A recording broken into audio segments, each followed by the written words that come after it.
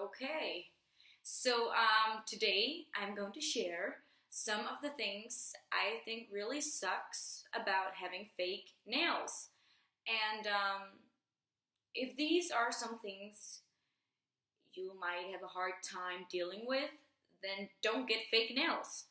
Um, about my nails, I have gel nails.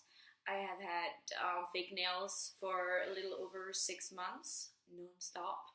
And the reason being that my boyfriend's friend's girlfriend needed a nail model because she is, you know, about to be a nail technician or whatever those fancy words are.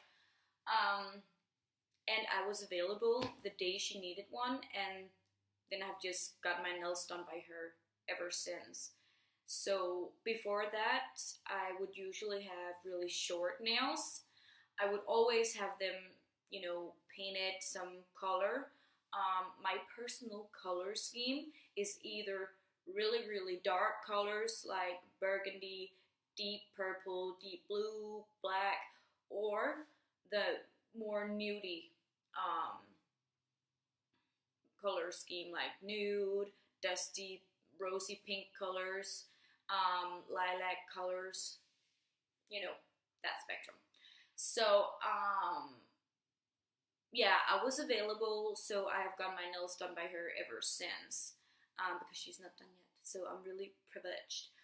Um, and so mostly she decides what she wants to do on my nails, so I do not really have fully control over color, shape, length, design, all the things. If it was completely up to me, they would be, first of all, shorter, second of all, not really full of color. So, but some of the things I have learned during this time with fake nails that really sucks is, first of all, when you reach a certain length, or not even length, but just the thickness of the gel, or I think if you have acrylics as well, that it is actually really hard to pick your nose.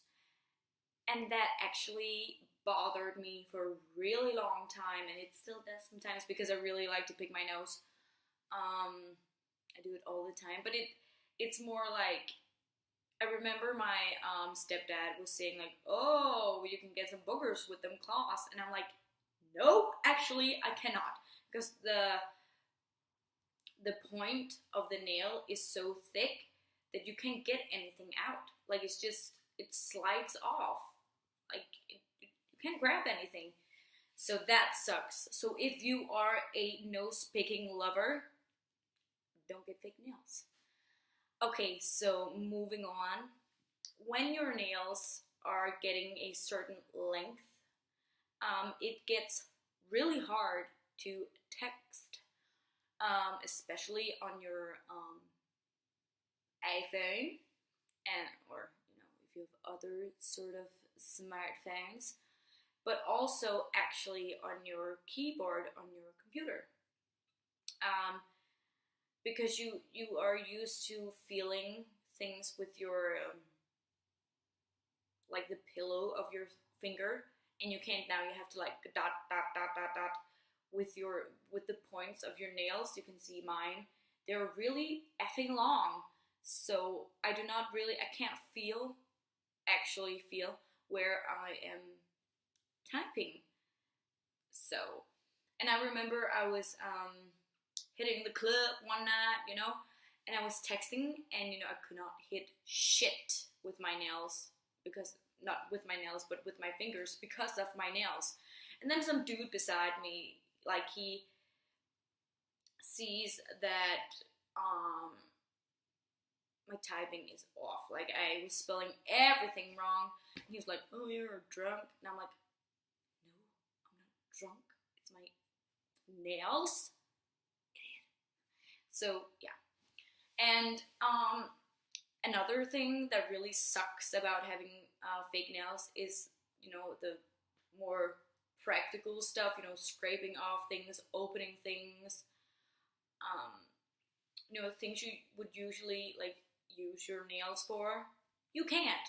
So if you like are dependent on opening cans or whatever you use actually your fingers for, if you have a job or something where you need to open a lot of boxes, well, these babies are at risk and they will not do you good.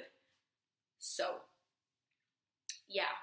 And then I think I have covered like the worst things now, um, except one thing, which is the effing worst, and it hurts like a motherfucker.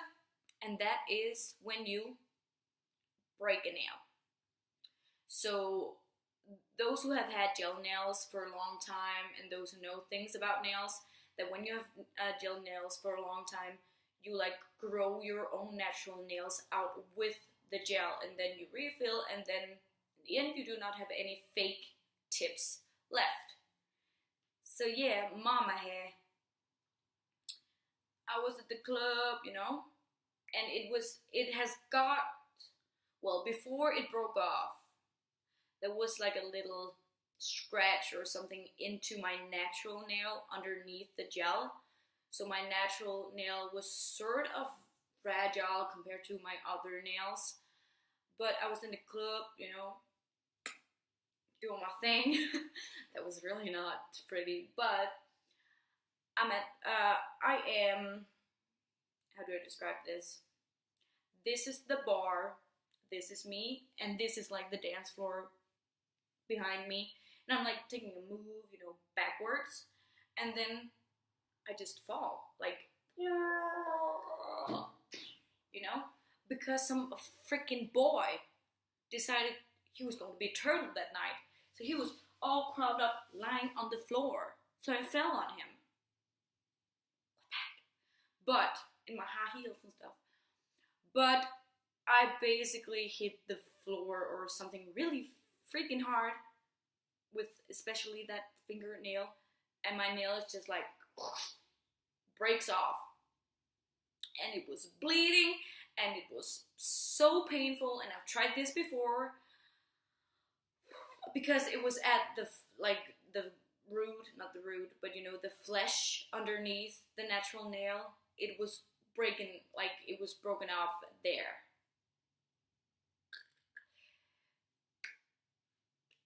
If I was not under, like, hadn't I been just a teeny tiny bit drunk, ooh, brother, I would have cried.